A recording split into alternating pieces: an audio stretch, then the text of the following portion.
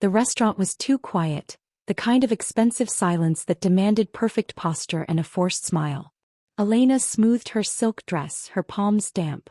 This was the price of peace, a sanctioned meeting with a suitable male to secure her family's waning influence. Her father's voice echoed in her mind. Safe. Reliable. A wolf who knows his place. Then the door opened and the air in the room died. The scent hit her first, not the sterile cologne of the elite, but something raw and rain-drenched, carrying the sharp metallic tang of a coming storm. The man who walked toward her table didn't move like a suitor. He moved like a predator crossing a border. He was draped in a heavy, battered leather jacket, his dark hair a chaotic contrast to the white linens of the booth. He wasn't the alpha's son. He wasn't safe. He was Silas Vane, the rogue. The wolf whose name was used to frighten pups into obedience. The man cast out for a violence the pack still whispered about in the dark. Elena's heart hammered against her ribs, a frantic, rhythmic warning. Run, her training whispered. Exile is contagious. She tried to stand, to flee before the scandal could stain her, but as he reached the table, his gaze lifted. When his eyes met hers, the world didn't just stop, it shattered. The click was physical, a violent snap of two jagged pieces finally finding their center. A surge of heat, ancient and terrifyingly powerful, roared through her veins, incinerating every rule she had ever lived by. It wasn't just attraction. It was a soul-deep recognition that made her inner wolf howl in sudden, desperate submission. The bond. The fated, impossible tie. Silas froze, his hand gripping the back of the chair so hard the wood groaned. The lethal tension in his shoulders snapped into a different kind of stillness. His eyes, once cold and guarded, flared with a predatory gold that mirrored her own. You, he rasped. The word was a bruise and a caress all at once. Elena's breath hitched, her lungs refusing the filtered air. She was a daughter of the High Guard, a paragon of tradition, and she was currently staring into the eyes of a monster who was now the only thing in the universe that mattered. The panic was a cold tide rising in her throat. He stayed, she was a traitor. If she touched him, she was lost. But as he leaned in, the scent of cedar and wild earth drowning out the lilies on the table, Elena realized the warning was too late. The prophecy hadn't started with a whisper. It had started with a heartbeat that no longer belonged to her. Chapter 1. The rain began as a rhythmic drumming against the stained glass windows of the Gilded Claw, a sound that should have been soothing but felt more like a countdown. Elena sat in the velvet-lined booth, her posture a masterpiece of porcelain perfection. Every hair was pinned into place. Every thread of her silk gown was a testament to her family's standing. She was a daughter of the High Guard, the crown jewel of the North Ridge Pack, and tonight was supposed to be the beginning of her final sacrifice. Julian was coming. Julian, the Alpha's favored enforcer, a man who smelled of expensive soap and obeyed every law of the hierarchy. He was the safe choice, the anchor that would tether her to a life of quiet luxury and loud expectations. She took a sip of water, her throat tight. She had spent 24 years learning to suppress the wilder parts of her spirit, silencing the wolf inside her until it was nothing more than a well-behaved ghost. He's late, she whispered to the empty air, the words catching in the heavy scent of lilies and beeswax that filled the restaurant. Then the atmosphere shifted. It wasn't a gradual change. It was a violent rupture. The front door of the restaurant swung open with a force that rattled the crystal chandeliers. The jazz quartet on the small stage missed a beat, then faded into a confused silence. The low hum of elite conversation evaporated, replaced by a cold, sharp dread that swept through the room like a winter gale. Elena didn't look up immediately. Her training held her steady, but her wolf, the ghost she had tried to bury, suddenly slammed against the bars of its cage. Her skin began to prickle. The air didn't smell like lilies anymore. It smelled of wood smoke, wet earth, and a raw, untamed power that made the hair on her arms stand up. Heavy boots crunched across the plush carpet. They didn't have the light, polished clip of a gentleman. They had the rhythmic, heavy thud of a soldier returning from a war he hadn't quite finished fighting. The shadow fell over her table first. It was wide and jagged, swallowing the candlelight. Elena's heart hammered a frantic rhythm against her ribs, a warning she couldn't interpret. She slowly raised her gaze, expecting to see Julian's apologetic smile. Instead, she looked into the face of a nightmare. Silas Vane. The name flashed through her mind like a forbidden curse. He was the rogue alpha, the man whose shadow was blamed for every misfortune that befell the pack. 5 years ago he had been stripped of his rank and driven into the wasteland, a branded exile meant to die in the cold. But the man standing before her didn't look like he was dying. He looked like the personification of vengeance. He wore a battered leather jacket that had seen more blood than rain. His hair was dark and wind-tousled, and a thin white scar tracked through the stubble on his jawline. He was larger than the men of her world, unrefined, muscular, and radiating a low-frequency hum of violence that made the silverware on the table vibrate. He didn't wait for an invitation. He slid into the booth opposite her, his movements possessing a fluid, predatory grace that made the expensive upholstery look ridiculous. "You're not Julian," Elena managed to choke out. Her voice felt small, a thin reed in a hurricane. "Julian is currently face down in the mud of the North Alley," Silas said. His voice was a low, gravelly rasp that seemed to bypass her ears and vibrate directly in her marrow. He lacked the conviction to keep his appointment. Or perhaps he just lacked the spine. Elena's pulse was a deafening roar in her ears. Panic surged, a cold, frantic need to flee, to call the guards, to scream. This was a breach of every law they held sacred. A rogue within the walls of the Gilded Claw was an act of war. But as she opened her mouth to speak, Silas reached across the table. He didn't touch her, but his hand hovered near the water glass, his knuckles scarred and tanned. The air between them suddenly ignited. It was as if a bolt of lightning had struck the center of the table. A physical shockwave rolled over Elena, a wave of heat so intense it felt like her blood was turning to steam. The world outside the booth, the gasping patrons, the frozen waiters, the rain, fell away into a gray blur. And then it happened. The snap. It was the sound of 1,000 locks turning at once. The silent ghost of her wolf didn't just wake up. It exploded into life, howling with a recognition so fierce it brought tears to her eyes.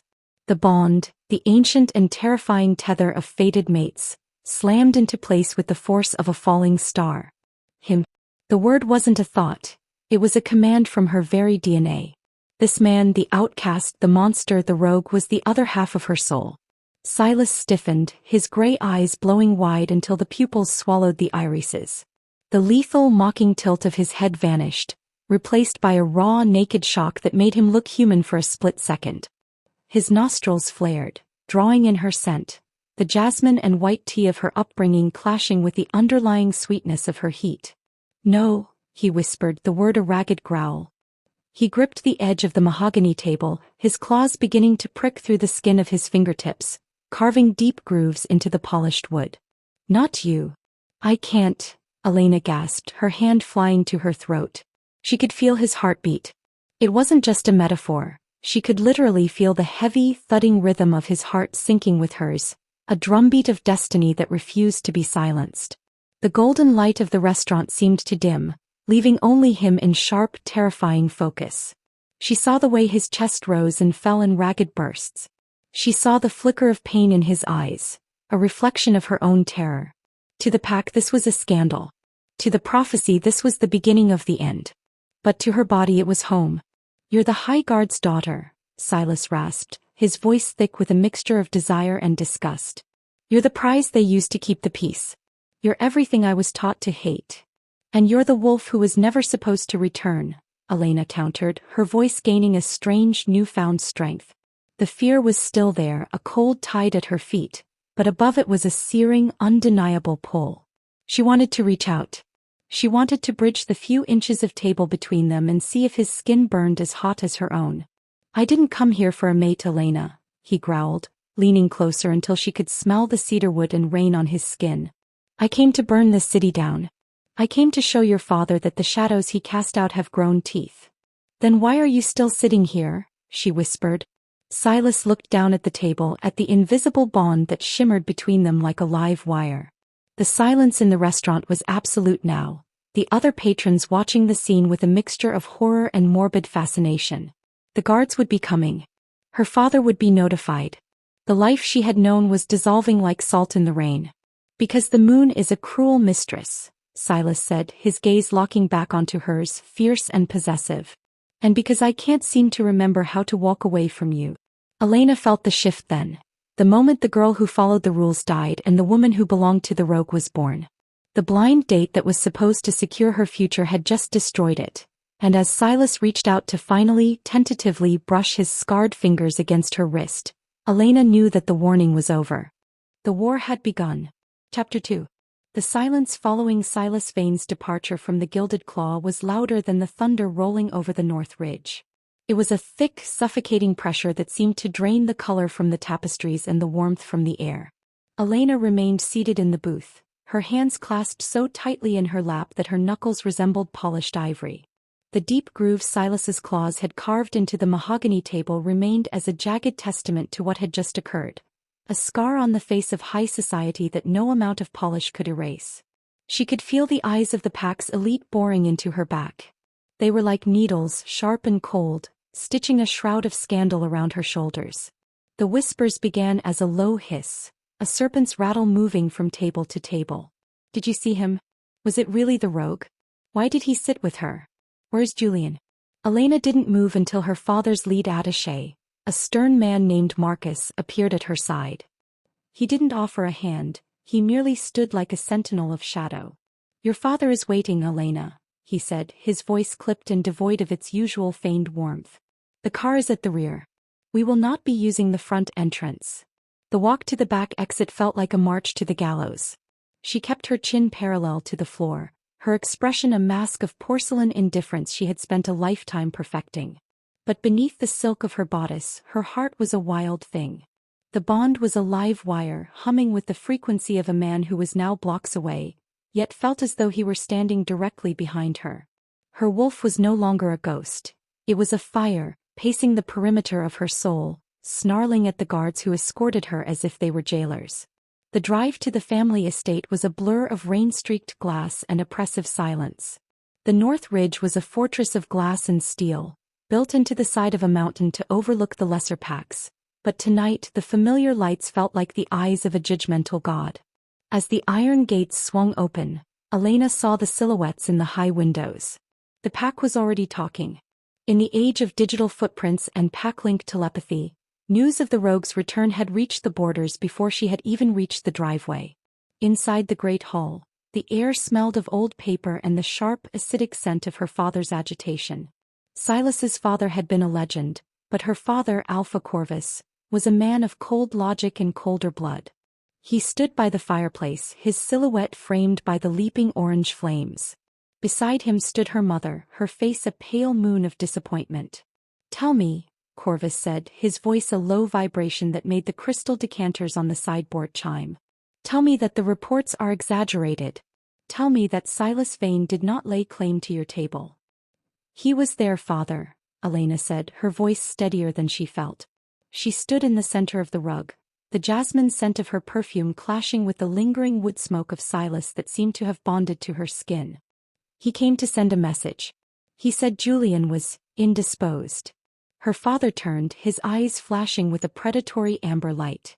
"He is an abomination. A defect in our history that was supposedly excised. To have him breathe the same air as a daughter of the High Guard is an insult that requires blood." He stepped closer, his shadow stretching across the floor. "But there are whispers, Elena. Foul, impossible whispers from the waiters. They say you didn't scream. They say you didn't shift. They say you looked at him and the air turned to glass." "I was in shock," Elena lied, the words tasting like ash. Any wolf would be paralyzed by such a presence. Her mother stepped forward, her hand cold as she took Elena's chin, tilting her face toward the light. "Your eyes, child. They are dilated. There is a glow in the depths of your iris that wasn't there this morning." Her mother's voice dropped to a terrified whisper. "Tell me the stars haven't played this trick on us. Tell me you aren't tied to that monster." "It doesn't matter what the stars say," Corvus barked, slamming a fist onto the mantelpiece. "The bond is a biological relic, a primitive impulse that we have civilized out of our lineage. If there is a connection, you will sever it. You will reject him publicly. You will stand before the council and declare him anathema." "Father, the bond, it isn't something you can just cut," Elena said, a spark of defiance flickering in her chest. It was the first time she had ever spoken back to him, and the room seemed to contract at her audacity. "You will cut it or I will cut you from this family," he hissed. We are on the verge of the great transition. The prophecy of the twin alphas is being debated in every corner of the territory. If the people think you, my heir, are the catalyst for the rogue's return, they will tear this house down. You will go to your quarters. You will speak to no one. And tomorrow, you will sign the decree of rejection. Elena retreated not because she was defeated, but because the fire in her blood was becoming too hot to hide. As she climbed the stairs, she could hear them. The whispers didn't stay in the restaurant. They were in the shadows of the hallway, in the eyes of the house staff, in the very walls of the estate. The rogue's mate. The fallen star. In the sanctuary of her room, Elena collapsed against the door. She didn't turn on the lights. She didn't need to. The bond was a compass, and it was pointing north toward the jagged peaks where the outcasts roamed. She closed her eyes, and for the first time she stopped fighting the pull. She let her mind drift along the tether, feeling the raw, jagged edges of Silas's consciousness. He was angry. He was bleeding. He was waiting. Her phone vibrated on the nightstand, a barrage of messages from packmates, some mocking, some terrified, all hungry for the truth. He ignored them all. She went to her mirror and pulled back her hair, looking for the mark.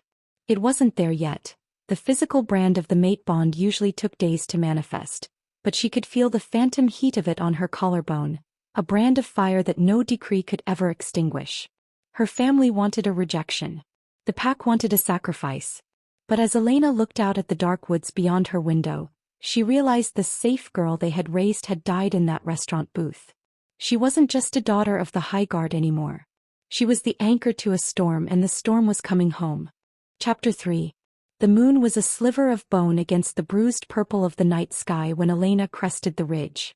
Her lungs burned, the frigid air of the high altitude clashing with the feverish heat radiating from her core.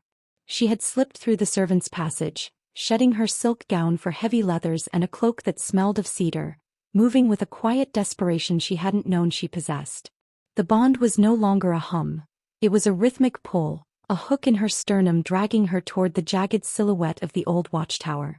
The tower was a crumbling relic of a time before the pack had traded stone for glass and steel. It sat on the edge of the neutral zone, a place where the laws of the High Guard thinned into nothingness. As she stepped into the hollowed-out base of the structure, the scent of wood smoke and rain-drenched earth grew overwhelming. "You shouldn't have come," a voice growled from the shadows. Silas materialized from the darkness like a ghost formed from soot and spite. He was leaning against a moss-covered pillar, the amber glow of a small, dying fire illuminating the hard planes of his face. He looked exhausted, the predatory confidence of the restaurant replaced by a weary, jagged edge. "I didn't have a choice," Elena said, her voice echoing off the damp stone. She stepped closer, her heart performing a frantic dance. "My father is preparing the decree of rejection. They expect me to stand before the council and sever this, whatever this is." Silas let out a harsh, dry laugh that sounded like breaking glass. "They want you to cut the cord before the monster pulls you into the deep." Smart man, Corvus. He always knew how to prune the branches that didn't grow straight. "Is that what you were?" Elena asked, her courage flickering but holding. "A branch that didn't grow straight? They told us you were unstable. They told us you killed your own beta in a fit of bloodlust and chose the life of a scavenger over the responsibility of leadership." The air in the tower suddenly went cold. Silas straightened, his eyes flaring with a sudden violent gold. In 2 steps he was in her space, his height looming over her, his scent drowning out the smell of the forest. He didn't touch her, but the proximity felt like an electrical storm. "I chose nothing," he hissed, the words vibrating in the small space between them. "You want the truth of the High Guard? You want to know what your respectable family does to those who don't fit the mold?" He reached for the collar of his leather jacket, his fingers trembling with a suppressed rage. With a violent tug he pulled the heavy material aside, exposing the skin of his shoulder and chest. Elena gasped, her hand flying to her mouth. Etched into the muscle, jagged and silver with scar tissue, was the mark of the Forsaken. A series of runic brands designed to suppress an alpha's connection to the ley lines of the pack. But beneath it was something worse. The faint, jagged outlines of a surgical intervention. "They didn't just exile me, Elena," he whispered, his voice cracking. "They staged the coup. Your father and the council. They realized my line was too close to the prophecy. They didn't want an alpha who answered to the ancient ways. They wanted a manager. Someone who would trade our heritage for territory. When I refused to sign the treaties, they didn't challenge me to a duel. They drugged me. They killed my beta while I was paralyzed and framed me for the slaughter. They branded me and dragged me to the border like a rabid dog. Elena felt the world tilt. The foundation of her reality, built on the honor of her father and the justice of the pack laws, began to crumble into dust. My father, he said you went mad. He lied, Silas said, stepping even closer until his chest brushed the front of her cloak. The contact sent a jolt of pure, unadulterated fire through her. He needed a villain to justify his rise to power, and I was a convenient ghost. I didn't leave because I wanted the freedom of the wastes. I left because I was forced out with a collar around my neck and my honor in the dirt. He reached out then, his thumb grazing her jawline. The touch was surprisingly gentle, a stark contrast to the bitterness in his voice. And now the universe has given me his daughter. The ultimate irony. The one thing I cannot destroy without destroying myself. The bond roared between them, a golden thread shimmering in the dark. Elena looked up into his tormented eyes and realized that the monster she had been taught to fear was the only person who had ever been honest with her. The safety of the pack was a lie. The danger of the rogue was the truth. I won't sign it, she whispered. Silas's hand stilled on her face. If you don't, you become the enemy. They will hunt you just as they hunted me. Then let them hunt, Elena replied, her wolf finally finding its voice, a low, resonant growl of defiance that harmonized with his own. I would rather be a rogue with you than a puppet in a glass house. The fire in the corner sputtered and died, leaving them in the silver embrace of the moon. Silas didn't pull away. Instead, he leaned down, his forehead resting against hers, two outcasts finally finding the only home they had left each other. Chapter 4. The cold within the old watchtower was more than a drop in temperature. It was the weight of a history that had been carefully edited by the victors. Elena stayed within the circle of Silas's heat, her mind reeling from the revelation of her father's betrayal. The scent of him, pine needles, old leather, and something ancient, was the only thing anchoring her to the earth. You can't stay here, Silas whispered against her temple, his voice thick with a conflict that mirrored her own. The moment the sun touches the ridge, the trackers will be out. Your father won't just look for a runaway daughter. He'll look for a contagion. Then we go further, Elena said, her voice sounding foreign even to her own ears. Into the gray zones. If the pack is built on a foundation of blood and lies, I don't want the shelter it provides. The gray zones aren't a sanctuary, Elena. They are a graveyard, a new voice interrupted. It was thin and reedy, like the sound of wind whistling through a hollow bone. Silas spun around, his body shielding Elena's in an instinctive, fluid motion. His claws unsheathed with a metallic shink, and a low, guttural snarl vibrated in his chest. From the deepest shadows of the tower's spiral staircase, a figure emerged. It was an old woman, her skin mapped with more wrinkles than the forest had paths, draped in a cloak of molted feathers and gray wool. Hestia, Silas exhaled, the tension in his shoulders dropping an inch, though his eyes remained guarded. Hestia was a seer, one of the few elders who had refused to move into the modern glass structures of the North Ridge. She was a relic of the old ways, someone the council tolerated only because her banishment would have sparked a superstitious riot among the lower-ranking wolves. The bond has finally snapped shut, hasn't it? The old woman said, her milky eyes fixed not on their faces, but on the space between them where the air seemed to shimmer. The rogue in the rose. The blood of the betrayer and the blood of the betrayed, stitched together by the moon's own hand. How did you find us? Elena asked, stepping out from behind Silas, though she kept her hand gripped firmly in his jacket. The mountain speaks, child. It has been screaming for hours, Hestia replied. She moved toward the dying embers of the fire, casting a handful of dried herbs into the ash.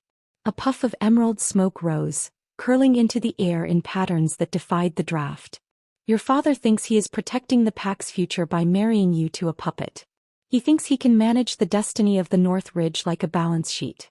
But he has forgotten the marrow of our kind. She looked at Silas, her gaze softening. They told you that you were exiled because you were a threat to the peace. They told her you were a monster. But the truth is written in the stone of the first Denver. Hestia reached into the folds of her cloak and pulled out a fragment of slate, its edges jagged and its surface etched with primitive, glowing runes. "There is a prophecy older than the High Guard, older than the borders," she began, her voice taking on a melodic, haunting quality. "It speaks of the Eclipse Union. It says that when the pack has lost its way, when the leaders have traded their spirits for stone and their fangs for silver, a bond will form that defies the law. A rogue alpha forged in the fires of injustice and a highborn spirit, raised in the heart of the lie." Elena felt the breath leave her lungs. "The twin alphas?" "No," Hestia corrected. "The shattered alpha. The prophecy says your union will either be the anvil upon which the pack is reforged, or the hammer that breaks it beyond repair. When the wolf of the waste claims the flower of the wall, the foundations shall tremble and the heights shall fall. One path leads to a kingdom reborn, the other to a people scattered and torn." Silas's grip on Elena's hand tightened until it was almost painful. "You're saying our bond is a death sentence for the pack?" "I am saying it is a choice," Hestia said, stepping closer until the scent of ancient earth and dried herbs enveloped them. "The pack as it stands is a dying beast. It is bloated, corrupt, and hollow. Your father's safety is a slow rot. If you reject the bond, the rot wins, and in 3 generations there will be no North Ridge, only slaves to the silver trade. But if you accept it, you will have to burn the old world down to let the new one grow. There is no version of this story where everyone stays safe, Elena." The weight of the words settled over them like a heavy shroud. Elena looked at Silas, really looked at him. She saw the pain of his past, the raw power of his spirit, and the terrifying responsibility the universe had shoved into his scarred hands. She realized then that her blind date hadn't been an accident of her father's planning. It had been the first domino in a cosmic collapse. "They won't let us choose," Elena whispered, thinking of her father's cold eyes and the enforcers already mobilizing in the valley below. "They'll kill him before they let the prophecy happen." "Then you must become the storm," Hestia said, her voice fading as she retreated back into the shadows. "The moon does not ask permission to rise, and the fire does not ask permission to burn. The prophecy is unearthed, children. Now you must decide if you are the survivors, or the sacrifice." As Hestia disappeared, the wind outside picked up, howling through the cracks in the stone. The silence in the tower was gone, replaced by the distant rhythmic sound of helicopters and the far-off baying of hounds. The hunt had begun, and the truth was no longer a secret. It was a war cry. Chapter 5. The transition from the velvet silence of the restaurant to the jagged, frost-bitten edge of the old watchtower had been more than a journey of miles. It was a soul-deep migration. Elena stood on the precipice, her fingers interlaced with Silas's, feeling the raw, chaotic pulse of his alpha energy bleeding into her own. Below them, the North Ridge Army was a sea of polished silver and clinical efficiency, a stark contrast to the moss-grown ruins and the wild, untethered man beside her. The sun began to bleed over the horizon, casting long, distorted shadows that stretched toward the valley floor. Her father's ultimatum hung in the air like a poisoned mist. He wasn't just asking for her return. He was demanding the total annihilation of the woman she had become in the last 12 hours. Silas's grip tightened, his calloused skin a warm anchor against the biting wind. "They're moving," he muttered, his voice dropping into that predatory register that made her wolf pace with anticipation. "The enforcers on the left flank, they're moving into a pincer formation. Corvus isn't waiting for the shadow to touch the rock. He's closing the cage early." Elena looked down. The silver-clad soldiers were indeed shifting, their movements silent and synchronized, a terrifying dance of tactical suppression. Her father stood at the center, his eyes fixed on the tower with a coldness that made the mountain's frost seem temperate. He was a man who had built his legacy on the belief that everything could be controlled, measured, and, if necessary, disposed of. To him, the fated mate bond wasn't a divine gift. It was a glitch in the system. "You have 10 minutes, Elena." Corvus's voice boomed again, amplified by the drones circling overhead. 10 minutes to walk down that path alone. If the rogue attempts to follow, he will be neutralized. If you stay, you are choosing a grave alongside a traitor. "He's giving you an out," Silas whispered, his eyes never leaving the treeline where the enforcers were disappearing into the brush. "Elena, listen to me. This isn't just about a marriage or a pack title anymore. If you stay here, they will mark you as a renegade. You won't just lose your inheritance, you'll lose your protection. You'll be fair game for any hunter with a silver bullet and a grudge. Elena turned to him, the wind whipping her hair across her face. And what happens to you if I walk down that hill? Be honest, Silas. If I leave, do you truly believe they'll let you walk back into the wastes? Silas was silent for a moment, his jaw working. The gold in his eyes flared, bright and tragic. No. They'll wait until you're clear of the blast zone. Then they'll level this tower with a kinetic strike. Corvus can't afford to let me live now that the bond has been triggered. I'm a loose thread in his perfect tapestry. Then I'm not leaving, Elena said, her voice ringing with a finality that seemed to vibrate through the stone beneath her feet. I spent my whole life being a loose thread that my mother tucked away and my father ignored. I'm not going back to being a decoration in a house built on Silas Vane's blood. A low, rumbling growl started in Silas's chest, not of threat but of a profound, agonizing pride. He reached out with his free hand, cupping the side of her neck. His thumb traced the line of her jaw, his touch searing hot against her cold skin. You're a fool, Elena. A beautiful, stubborn fool. I'm a wolf, she corrected him, her inner spirit finally breaking through the last of her civilized restraints. And I've finally found my alpha. The air suddenly shrieked as a flare was launched from the valley floor, a streak of brilliant, aggressive crimson that signaled the end of the negotiations. The pincer formation closed. The drones began their descent, the high-pitched whine of their rotors sounding like 1,000 angry wasps. Lines in the sand, Silas spat, pulling her back from the ledge as the first volley of non-lethal acoustic rounds slammed into the stonework of the tower, sending shards of masonry flying. He wants to play the tyrant? Let's show him what happens when the shadows he discarded decide to bite back. Silas didn't shift, not yet. To shift now would be to lose the tactical advantage of his hands, his tools. Instead, he reached into the hollowed-out base of a stone pillar and pulled out a heavy, dark metal canister. It was marked with the seal of the old guard, the very soldiers her father had replaced with modern enforcers. What is that? Elena asked, shielding her eyes as a searchlight swept over them. The past, Silas replied, his eyes gleaming with a reckless, dark humor. Hestia didn't just keep the prophecy. He kept the armory. If your father wants a war of technology, he's going to find out that the old ways have a much higher flashpoint.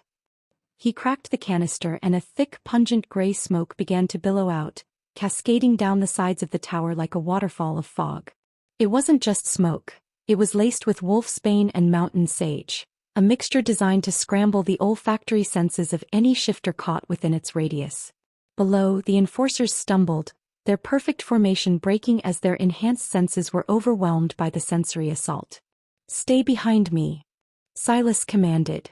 He grabbed a heavy iron pike from the wall, a weapon that had likely sat undisturbed for a century.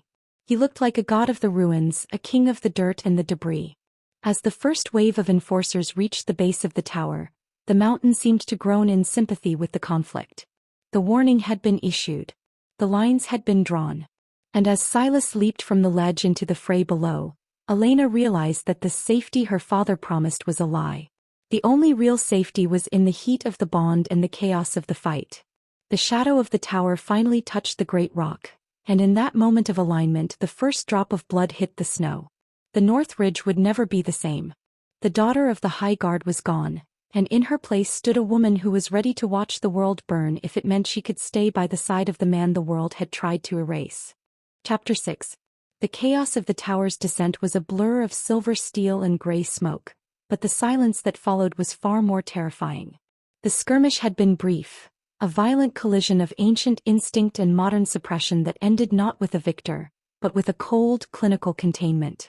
Elena sat in the back of a reinforced transport vehicle, the vibrations of the mountain road rattling her teeth.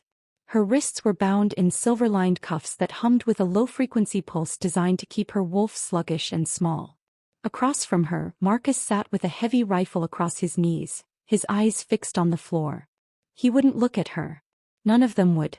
To the enforcers, she was no longer the Alpha's daughter. She was a glitch in the machinery, a biological error being transported back to the laboratory for correction. They didn't take her to her rooms when they arrived at the estate. They took her to the war room, a subterranean chamber of glass and monitors where the air was recycled and smelled of ozone.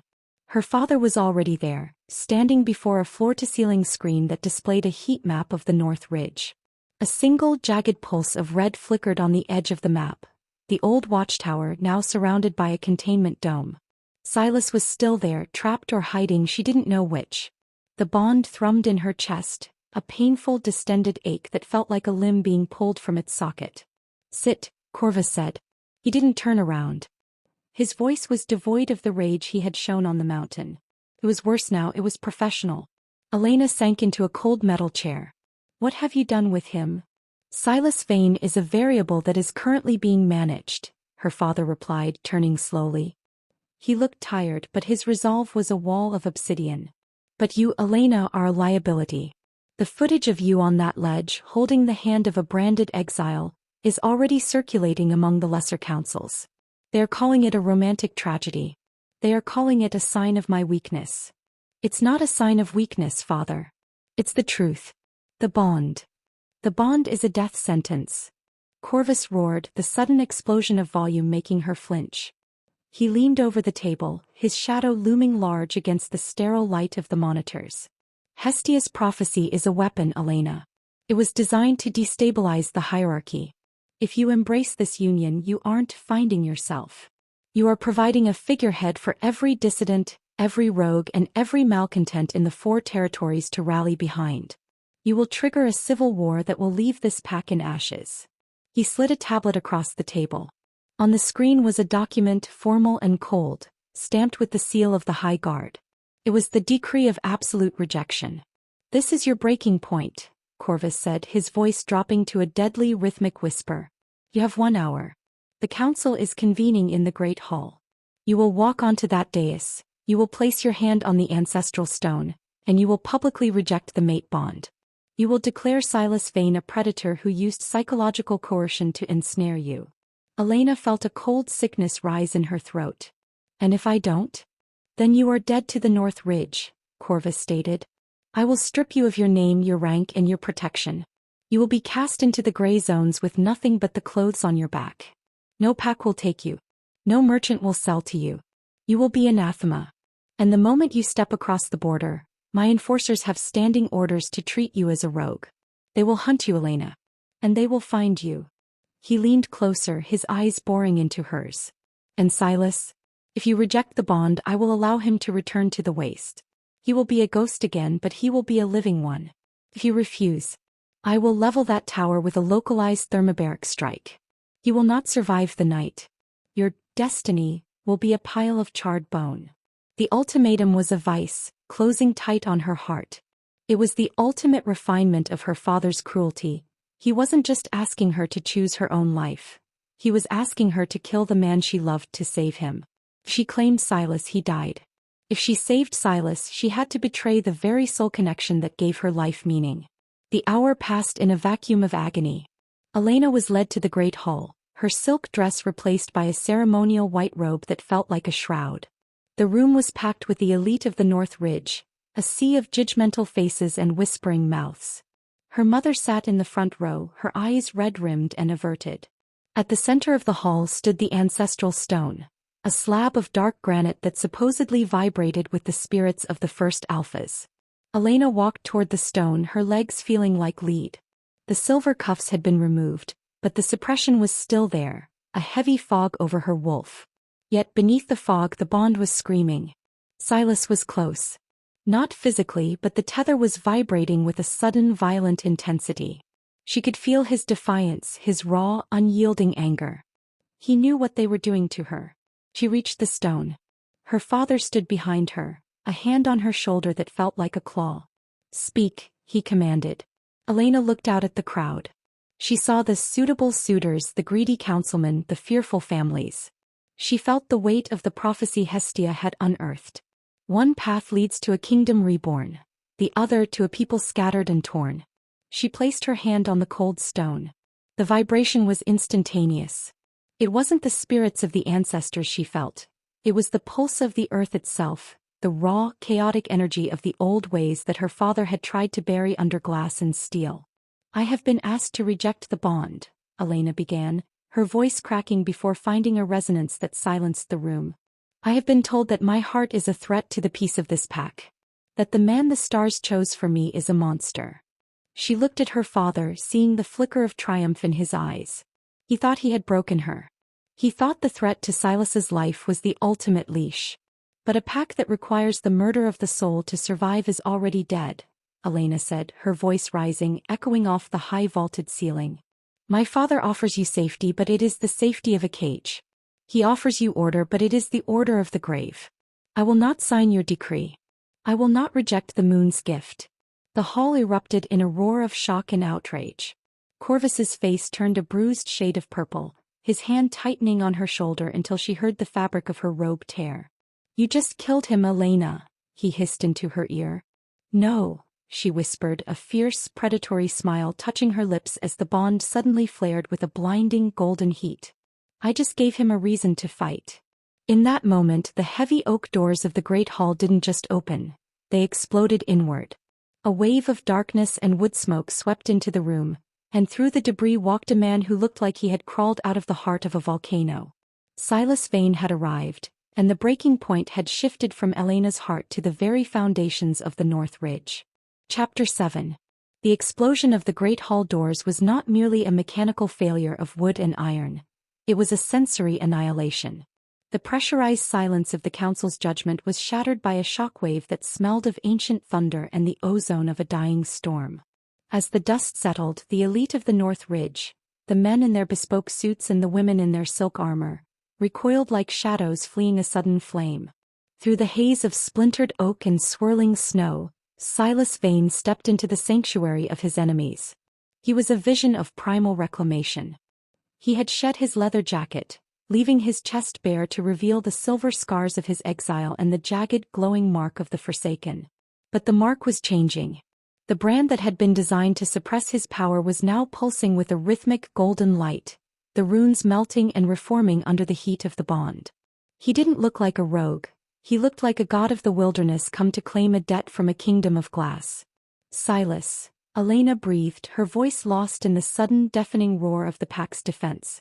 Alpha Corvus reacted with the speed of a viper. He shoved Elena aside, his hand moving to the silver-weighted hilt of the ceremonial blade at his hip. Enforcers! Terminate him. No trial. No words. Kill the trespasser. The room dissolved into a kinetic nightmare. Silver-clad guards surged forward, their stun batons crackling with electric blue arcs. But Silas didn't move like a man. He moved like a force of nature. He met the first wave with a guttural roar that vibrated the glass in the high windows until it shattered, raining diamonds of light upon the combatants.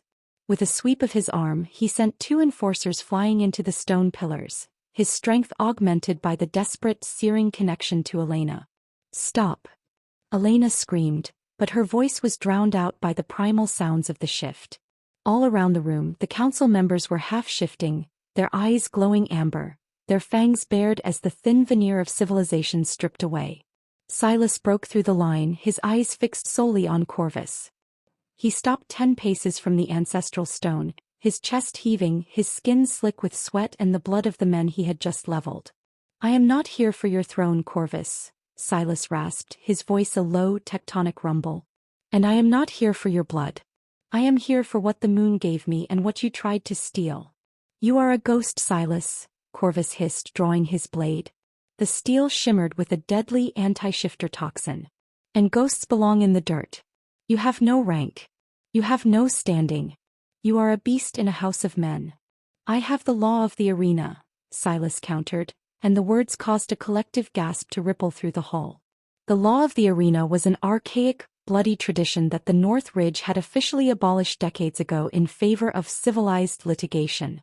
It was a challenge of blood, a duel to the death or submission that bypassed all council votes and political maneuvering. To invoke it was to call upon the marrow of the wolf, a law so deep in their DNA that not even Corvus's modern decrees could fully suppress it. There is no arena here, Corvus sneered, though his grip on the blade tightened. There is only an execution. The stone says otherwise, Silas said, pointing to the ancestral granite where Elena still stood. The stone was humming. A low-frequency vibration was spreading through the floor, making the very foundations of the estate groan. The runes on the stone were no longer dormant, They were bleeding a soft violet light that mirrored the glow in Elena's own eyes. The prophecy was waking up and it demanded a confrontation. "Look at them, Corvus," Silas challenged, gesturing to the gathered wolves. "Look at your people. They smell the truth. They see the bond. Do you think they will follow a leader who hides behind a gun when the old ways come knocking at his door?" The council members were looking. They were looking at the scarred, powerful rogue who stood before them, and then at the cold, clinical alpha who held a poisoned blade. The air was thick with the scent of doubt. In the world of the wolf, power was not just a title, it was a resonance. And right now Silas was the only thing in the room that resonated. Corvus saw the tide turning. He saw the hesitation in his own enforcers. He realized that if he didn't kill Silas with his own hands, he would lose the pack before the sun set. With a snarl of pure, unadulterated rage, Corvus cast aside his mantle. His body contorted, bones snapping and reforming, fur erupting from his skin in a violent black tide. He didn't just shift, he became a mountain of shadow and teeth, a great black wolf that towered over the humans in the room. Silas didn't hesitate. He surrendered to the fire in his blood. His shift was different. It wasn't the practiced, controlled transformation of the High Guard. It was an explosion. A massive silver-gray wolf emerged from the smoke, its eyes two burning coals of golden light. The two alphas collided in the center of the hall with a sound like two tectonic plates grinding together. The fight was not a choreographed duel. It was a slaughter of shadows. They tore through the mahogany tables and the silk banners, their claws leaving deep gouges in the stone floor. Corvus fought with the bitterness of a man losing his empire, his movements heavy and oppressive. Silas fought with the desperation of a man who had finally found something worth living for. Elena watched, her heart a drum in her throat. She could feel every blow Silas took. When Corvus's teeth sank into Silas's shoulder, she felt the phantom pain in her own flesh. She realized then that she couldn't just be a spectator. The prophecy didn't say the rogue would save the pack. It said their union would change it. She stepped toward the fray, her hands outstretched. "Stop," she commanded, and this time her voice didn't just carry sound, it carried power. A wave of golden energy rolled out from her, a physical manifestation of the mate bond that acted like a cold drenching on the two raging alphas. The wolves skidded apart, snarling, their breath hitching in the frozen air. Silas stood between Elena and her father, his silver fur matted with blood, his head low. Corvus circled, his eyes wild with a frantic, dying authority. "It's over, father," Elena said, her voice echoing with a terrifying, ancient clarity. "The arena has spoken. The bond is not a weakness. It is the only thing that can heal the rot you've created." But Corvus, driven mad by the loss of control, lunged one last time, not for Silas but for Elena. He would rather destroy the prize than see the rogue claim it. Silas intercepted him in mid-air, a blur of silver and gold. They crashed into the ancestral stone, and as their blood mingled on the ancient granite, the violet light turned into a blinding white flash that consumed the room. The prophecy was no longer a story. It was a choice. And as the light faded, only one alpha remained standing. Chapter 8.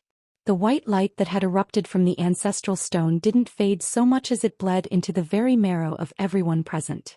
It was a searing, clinical brightness that stripped away the shadows of the great hall, leaving the High Guard and the Council standing naked in the glare of their own transgressions. When the spots finally cleared from Elena's vision, the world felt fundamentally altered. The air was no longer thick with the scent of ozone and recycled oxygen. It tasted of ozone and ancient rain-washed earth. At the base of the stone, the two wolves lay entangled, their breathing ragged and heavy. Corvus, the great black wolf, was shrinking, his form flickering as the power that had sustained his tyranny, the power of the pack's collective fear, leaked out into the floorboards. Silas, however, remained in his silver-gray form, his head resting near the base of the granite. His blood, dark and steaming, traced the ancient runes of the prophecy, making them glow with a steady, heartbeat-like rhythm. The enforcers stood frozen, their rifles lowered, their eyes wide as they looked toward Elena. They weren't looking at a daughter or a hostage anymore. They were looking at the fulcrum of a new age. Elena stepped forward, her bare feet silent on the cold stone. She could feel the gaze of her mother, the silent judgment of the elders, and the frantic dying pulse of her father's authority. She reached the center of the hall, standing between the fallen alpha and the rogue who had risked everything to reach her. "The time for whispers is over," Elena said. Her voice wasn't loud, but it carried a resonance that seemed to vibrate the very glass shards littering the floor. "You were told that this man was a monster. You were told that our bond would bring the end of the North Ridge. And you were told that the safety of our walls was worth the price of our souls." She looked down at Silas. He shifted back, his human form battered and bruised, but his eyes, those piercing golden-gray eyes, never left hers. He reached out a trembling hand, his fingers stained with the dust of the arena. Elena didn't hesitate.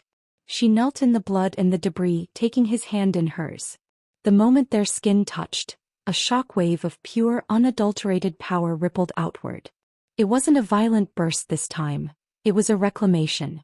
The golden thread of the bond, once a thin and terrifying tether, expanded into a pillar of light that connected them to the earth and the sky.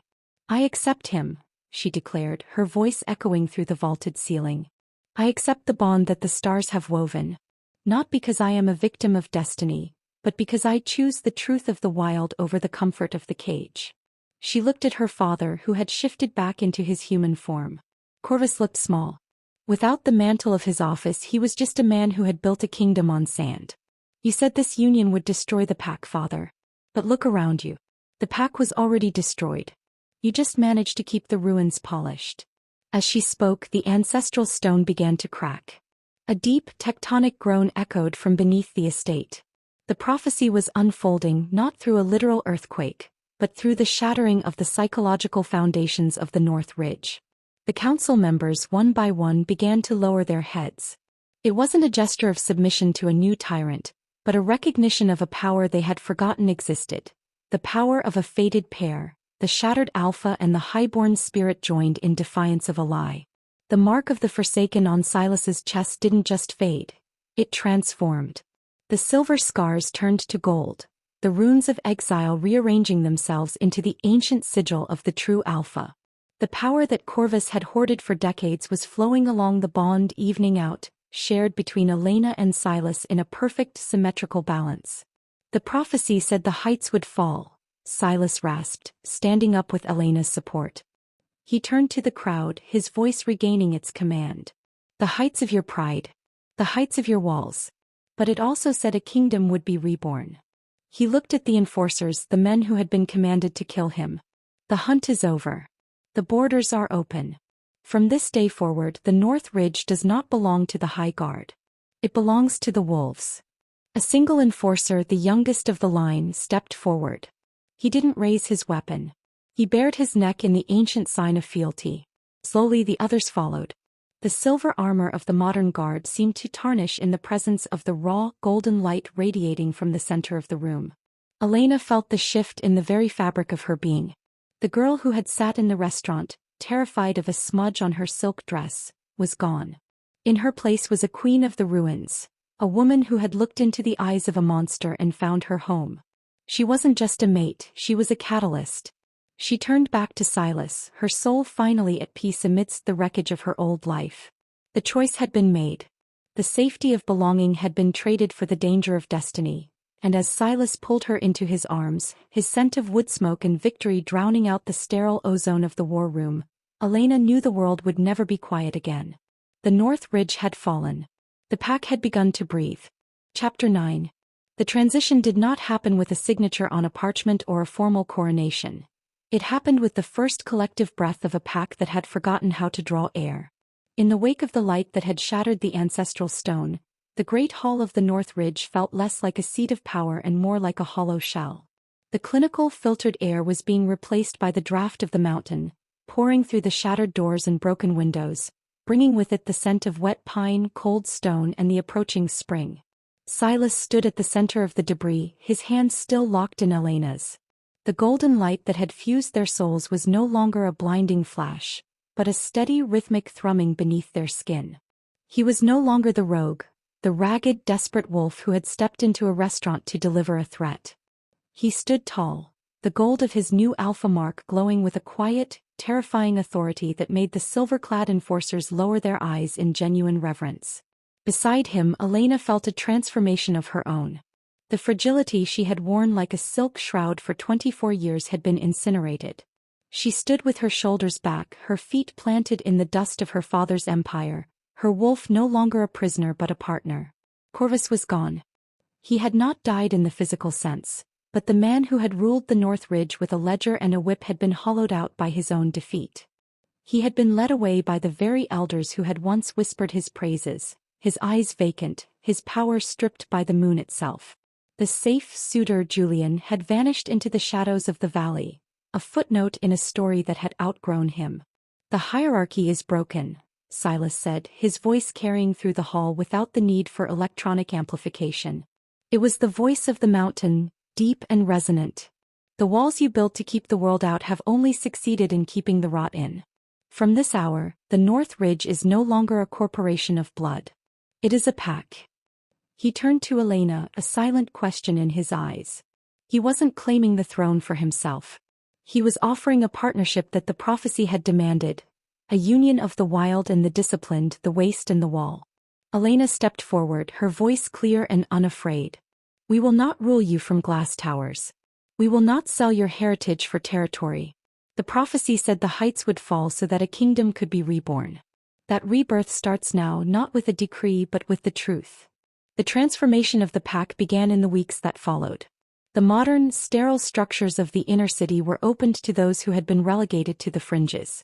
The gray zones, once a place of exile and death, were reclaimed as training grounds where the young wolves were taught the old ways, how to run with the moon, how to hunt without silver-tipped weapons, how to listen to the heartbeat of the earth. The segregation of rank, which had created a caste system of useful and discardable wolves, was dismantled. Silas and Elena did not occupy the Alpha's mansion. They retreated to the old watchtower, repairing its stone walls and filling its hollows with the warmth of a bond that grew stronger with every passing moon. They became co-leaders, a dual sovereignty that the pack had never seen but instinctively recognized as the natural order. Silas brought the strength and the survival instincts of the wastes. Elena brought the wisdom, the history and the diplomacy of the High Guard. Together they were the shattered Alpha made whole. The whispers in the pack changed. They no longer spoke of the rogue's mate with fear or derision. They spoke of the gold-marked pair. The prophecy had been fulfilled not through the destruction of the people, but through the destruction of their fear. The North Ridge became a beacon for the broken, a place where those who didn't fit the mold of the other corporate packs could find a home. On the night of the first spring equinox, Elena stood on the balcony of the watchtower, looking out over a valley that was no longer divided by lines in the sand.